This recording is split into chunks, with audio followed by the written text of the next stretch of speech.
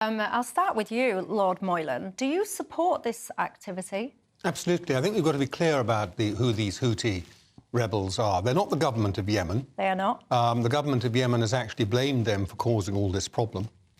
They're a bunch of rebels who are now engaged in what we call piracy on the high seas. That's basically what they're doing.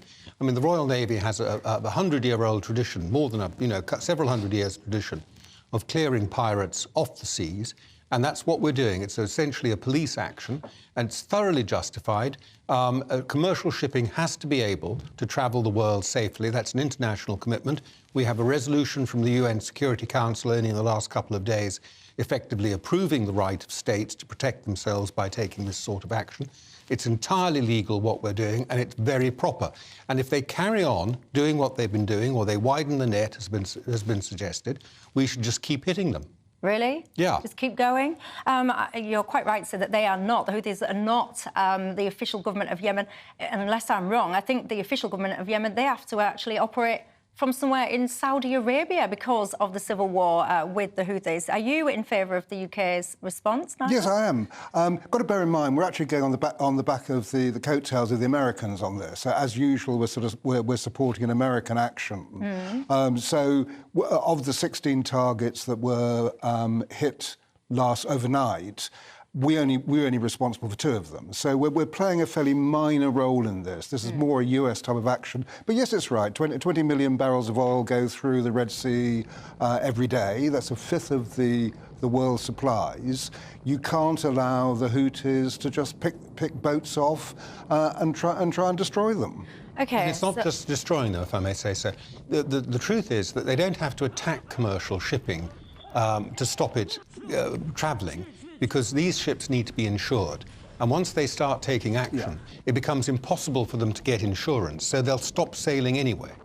Let's look at then the political, the mechanics of how this happened then, Nigel, because there's some debate and dispute about whether or not this should have gone to some kind of parliamentary debate or vote or something like that. Of course, it didn't. Should it have done? I don't think so, because you don't need to anymore. That when it comes down to an action like this, it's probably better to just take it, so you don't give a lot of warning before you're going to do it. I think the Houthis knew that we were on our way anyway. It was fairly obvious we were going to take some kind of military action against them. But no, you don't need a parliamentary vote. What you do need is to make sure that there's a statement to Parliament as early as possible. That will be Monday. And a bit late now, though, isn't it? On Monday. Oh, by the way, guys, this is what I did at the weekend. If MPs en masse wanted something before that, what the Speaker has said is he will recall Parliament over the weekend. But what's the point? Exactly, what is the point? No. So it might as well wait till Monday and get a statement from the Prime Minister. But where are you on this one? Because do you think it is appropriate that actually we can potentially take ourselves closer to yet another war without consulting properly Parliament? Well, the fact is that legally, under our Constitution, it is the power of the government, the executive, to take war, to declare war. I mean, we haven't declared war because we're not making war on a state. We're doing a police action against rebels and pirates. But it's the government's responsibility to do it. That's a sort of separation of powers thing. And it's really interesting that most of the people who object to this are desperately hot on separation of powers when it comes to something like the Rwanda bill. Oh, Parliament can't possibly, or the postmasters, Parliament can't possibly take over from the courts and actually grant. But the moment it's something that they don't like, they're saying, no, we want to muddle the separation of powers. We want Parliament to have to approve what is the government's responsibility. So and you're legal saying double right standards? So it's double standards and hypocrisy. The fact is that the government's perfectly entitled under our own constitution and law to take this action. Nobody disputes that. They've done it. They're responsible to Parliament for it. They will make a statement to Parliament, and if Parliament is not happy, Parliament can throw them out.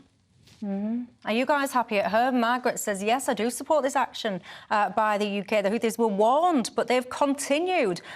This will affect all of us in terms of goods coming into the West. Max says, we can't sit back and do nothing about these attacks on shipping, but we shouldn't be doing it under American command. We should be independent like other non-US countries that have been involved. Helen says, yes, of course, we should have been involved in the Red Sea. Iran and Russia are trying everything via terrorism terrorist groups to destroy the West. What do you want? For us to have no supplies? This is a crucial sea route. Della, our armed force, our armed services are undermanned, under-equipped and underfunded. So if this war widens out, quite frankly, we're not in a position to respond. We need to think carefully, she says. I can tell you now, you really are split in your views, because Carol says, I'm livid. I don't support or condone this attack in any shape or form. Sue says, where are we getting all this money from to launch all of these attacks? Aren't we skint?